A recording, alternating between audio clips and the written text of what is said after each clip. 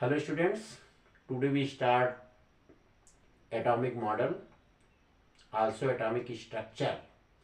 This is the basic concept of radioactivity chapter, and our chapter starts from this topic in class 10th, and this lecture is also important for class 11th and 12th students.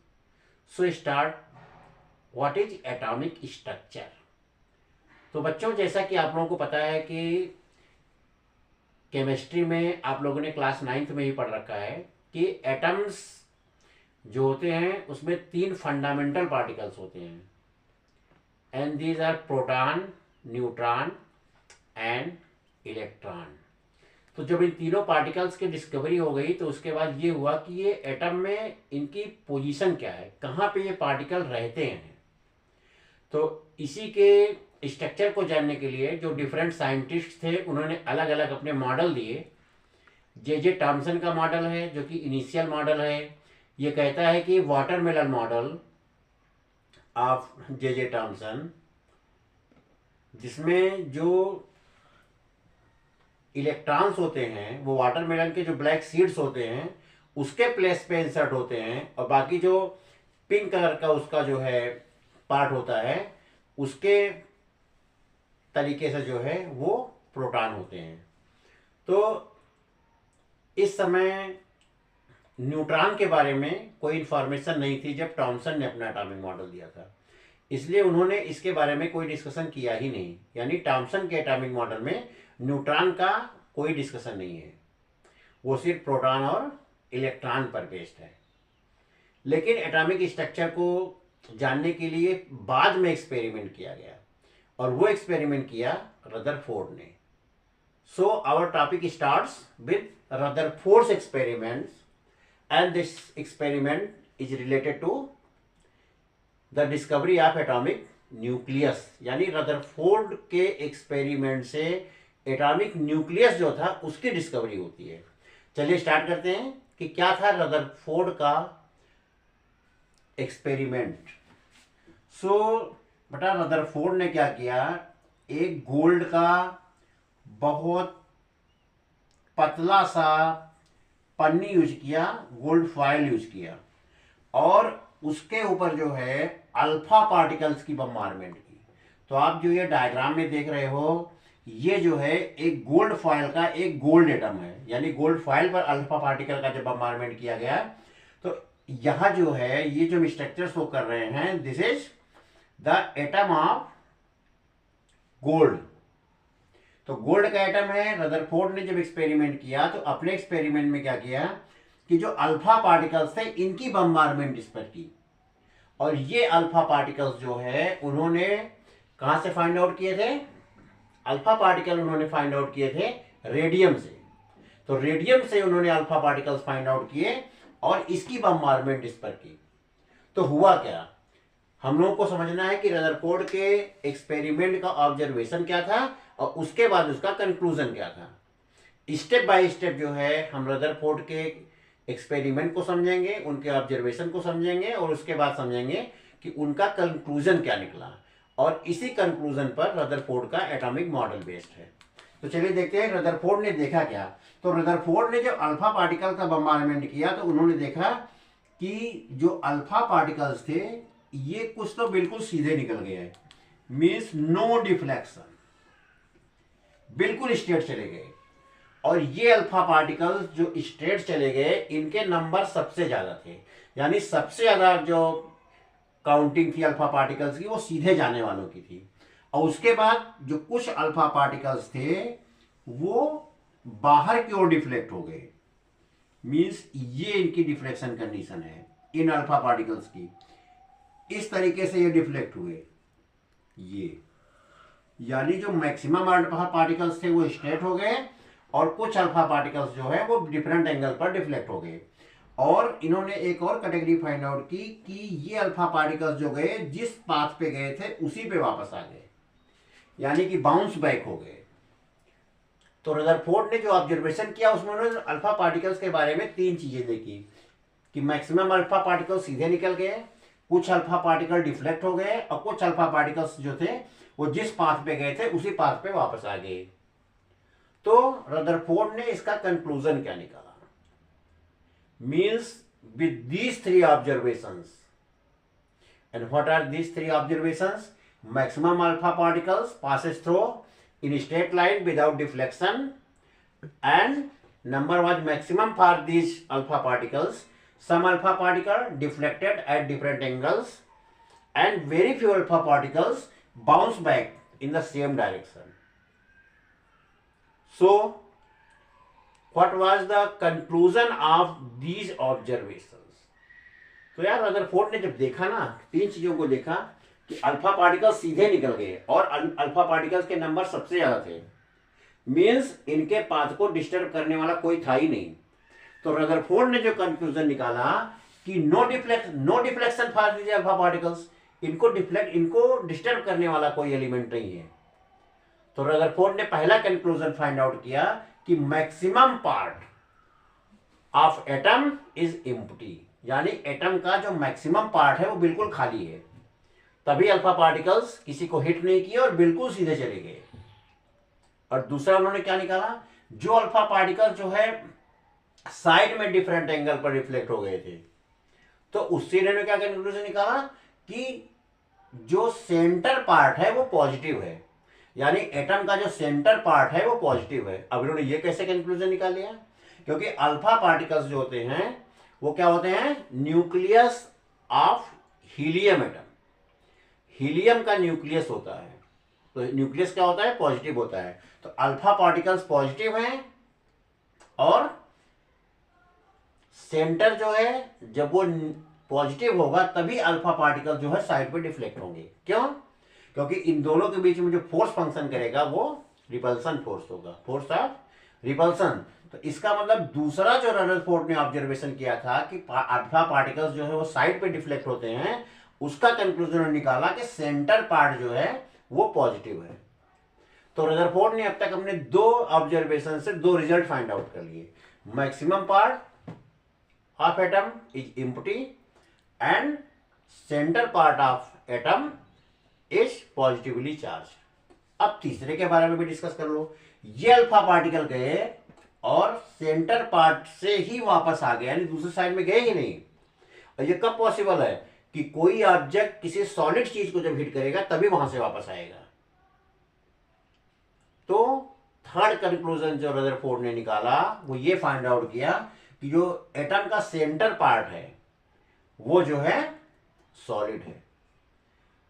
तो बच्चों ये है Rutherford का alpha particle scattering experiment और इसके conclusions, इसके results. तो Rutherford का जो रिजल्ट है ये हमको याद रखना चाहिए, क्योंकि इसी पर बेस है रदरफोर्ड का एटॉमिक मॉडल। तो रदरफोर्ड के तीन कंक्लूजन क्या हुए, one, maximum part of atom is empty, center part of atom is positively charge, and third, center part of atom is solid. तो these are three conclusions of Rutherford's experiment. अब आप ये भी count कर सकते हो कि जो डिफरेंट एंगल्स पर अल्फा पार्टिकल डिफ्लेक्ट हो रहे हैं इनके नंबर्स कितने कितने होंगे। तो एक फार्मूला है जिससे आप ये भी फाइंड आउट कर सकते हो कि कितने एंगल पर कितने अल्फा पार्टिकल डिफ्लेक्ट होते हैं। इसके लिए आप फार्मूला फाइंड आउट कर सकते हो कि n प्रोपोर्शनल 1/sin⁴ θ/2। इसको हमेशा ध्यान रखिएगा। मीन्स जो नंबर ऑफ अल्फा पार्टिकल्स होते हैं डिफरेंट एंगल्स पर वो इस फार्मूले से फाइंड आउट होते हैं, n प्रोपोर्शनल 1/sin⁴ θ/2। मीन्स अगर आपको ये पता हो कि 30 डिग्री पर इतने एंगल डिफ्लेक्ट, इतने पार्टिकल जो है जा रहे हैं अल्फा पार्टिकल, तो 60 डिग्री पर कितने पार्टिकल जाएंगे। By using this formula you can find the number of these alpha particles. तो चलिए देखते हैं कि ये कंक्लूजन जो रदरफोर्ड ने फाइंड आउट किया, इसके बेस पर उन्होंने अपना एटॉमिक मॉडल बना दिया। तो आखिर वो एटॉमिक मॉडल क्या है, देखते हैं एटॉमिक मॉडल रदरफोर्ड का क्या है।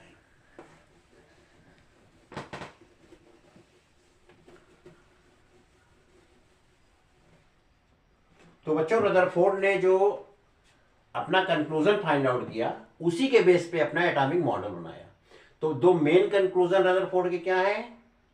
Atoms centre part is positively charge and solid. So centre part of atom is positively charge and solid. और आप लोग जानते हो कि मास जो होता है वो प्रोटॉन और न्यूट्रॉन में होता है, और इलेक्ट्रॉन का मास बहुत ही कम होता है। So total mass is present in the nucleus and it is solid. So it means according to the Rutherford's atomic model, proton and neutrons are situated at the center. तो proton और neutron दोनों centre में रहेंगे, यानी कि सारा मास जो है वो यहीं पे रहेगा। और ये न्यूट्रॉन पे कोई चार्ज नहीं होता है, प्रोटॉन पे पॉजिटिव चार्ज होता है। इसका मतलब जो न्यूक्लियस रहेगा वो पॉजिटिव चार्ज होगा।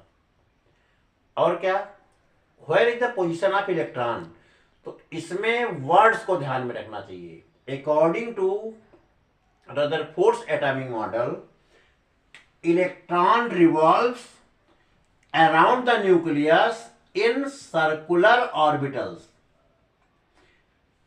Means electrons revolves around the sun, around the nucleus in circular orbitals, means this condition. Here is the position of electron. Suppose that here is an electron, maybe this, here is an electron. So this is the basic structure of Rutherford's atomic model. So what is the Rutherford's atomic model? According to the Rutherford's atomic model, center part of atom is solid and positively charged. Total mass is here, so proton and neutron's position is here in the nucleus, and electron revolves around the nucleus in circular orbitals. But what is the problem with Rutherford's atomic model? बेटा एक scientist थे, उनका नाम था Maxwell, और Maxwell ने एक theory दी थी कि अगर कोई चार्ज पार्टिकल जो है कंटिन्यू मोशन में रहेगा तो फिर क्या होगा, वो अपनी एनर्जी को कंटिन्यू लॉस करेगा। अकॉर्डिंग टू मैक्सवेल्स प्रिंसिपल कि all moving charge particles always loss their energy. अब इलेक्ट्रॉन मूव कर रहा है रदरफोर्ड के एटॉमिक मॉडल के अकॉर्डिंग, तो इलेक्ट्रॉन भी अपनी एनर्जी को लॉस कर देगा। अगर इलेक्ट्रॉन अपनी एनर्जी को लॉस करेगा तो यहाँ पे पॉजिटिव चार्ज है और यहाँ पे निगेटिव चार्ज है, तो दोनों के बीच में एक फोर्स ऑफ अट्रैक्शन लगेगा। क्योंकि मैक्सवेल के रूल्स के अकॉर्डिंग ये चार्ज पार्टिकल्स जो मूव करेगा सर्कुलर ऑर्बिटल्स में तो अपनी एनर्जी को लॉस कर देगा। अब देखो क्या हो गया, अगर हम लोग इस मैक्सवेल की थ्योरी को अप्लाई कर दें यहाँ पे कि इलेक्ट्रॉन, सपोज दैट ये इलेक्ट्रॉन है और ये यहाँ पे जो है इस ऑर्बिटल्स में मूव कर रहा है न्यूक्लियस के चारों ओर, What will happen if this electron lost their energy? अब इलेक्ट्रॉन क्या होगा, सर्कुलर सर्कल तो बनाएगा नहीं। फिर अब यहां से आया, एनर्जी लॉस कर रहा है, इसका रेडियस कम हो गया, और मूव किया और एनर्जी कम हो गई, और मूव किया और एनर्जी कम हो गई। तो means radius of this electron path continue decreases, and what will be happen at the last, electron की एनर्जी कम हो जाएगी और बिल्कुल भी वो न्यूक्लियस से जाके टच कर जाएगा। And you know, positive charge and negative charge both connected to each other, then this will be the end of this atom. क्योंकि जब positive charge nucleus minus charge में जाएगा तो दोनों आपस में कनेक्ट होंगे और न्यूक्लियस जो है उसका एग्जिस्टेंस जो है फिनिश हो जाएगा। May be same as the case of short circuit. इसलिए रदरफोर्ड का जो एटॉमिक मॉडल है वो यहां पे फेल हो गया कि ऐसा तो पॉसिबल ही नहीं है कि इलेक्ट्रॉन कंटिन्यू सर्कुलर ऑर्बिट्स में मूव भी करे और उसका रेडियस भी कंटिन्यू डिक्रीज हो। तो this is the demerits of Rutherford's atomic model.